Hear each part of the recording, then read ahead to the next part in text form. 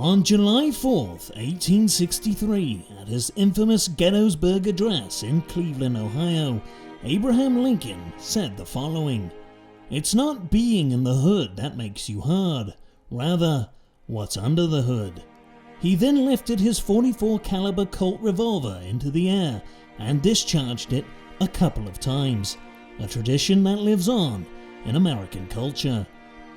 Abraham Lincoln was notoriously critical of the American founding fathers and their shortcomings, particularly George Washington, who, in a letter to his wife, Mary Todd Lincoln, wrote, "Washington chose to lead our revolution with a V6 Dodge Challenger instead of a V8. He might as well have been driving a Prius." It was clear back then to historians, as it is now, that if given the chance, Lincoln would wage war with the consumer-grade automobile much differently than his predecessors. And his chance for such an action would come in 1861, when the United States declared war on itself due to a couple of long-standing disagreements.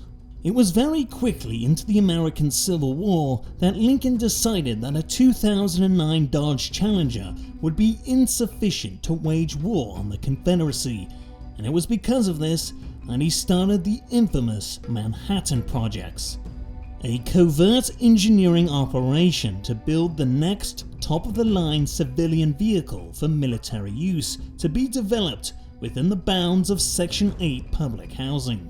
The Manhattan Projects got off to a rough start, however.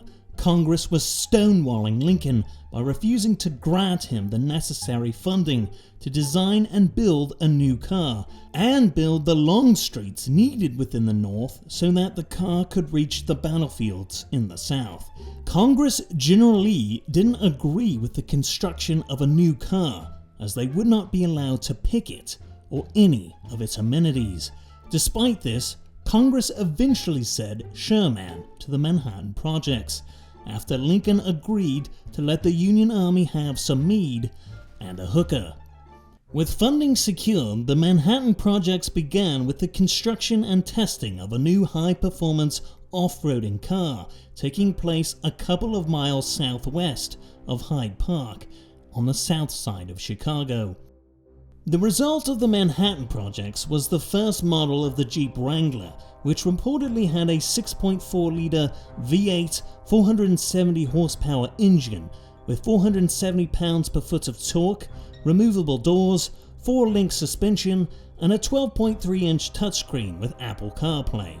While impressive specs for the mid-1800s, President Lincoln was furious with several aspects of the Jeep Wrangler.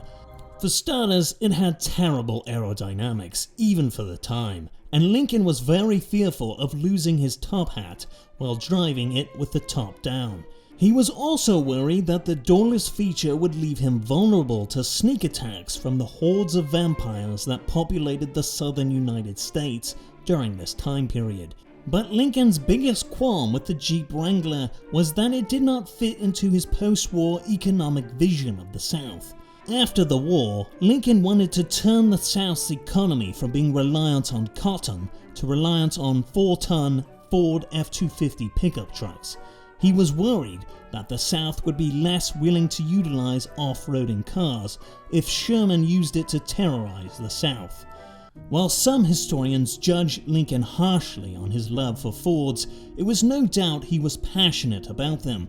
He even reportedly said during his second inaugural address that, quote, "I would gladly die in a Ford if given the opportunity." In the end, Lincoln and Congress scrapped the idea of winning the Civil War with a Jeep Wrangler in favor of doing it with trains.